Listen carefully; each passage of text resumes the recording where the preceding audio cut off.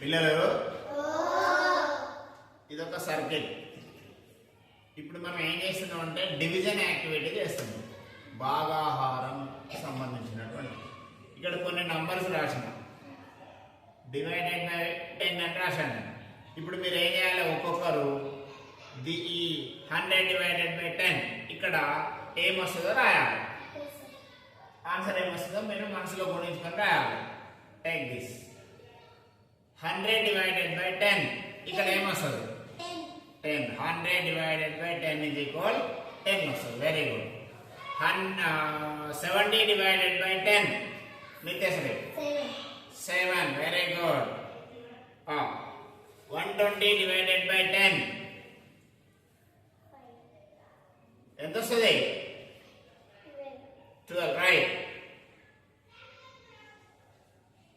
Okay, అలాగానండి. 50 divided by 10 5. Very good.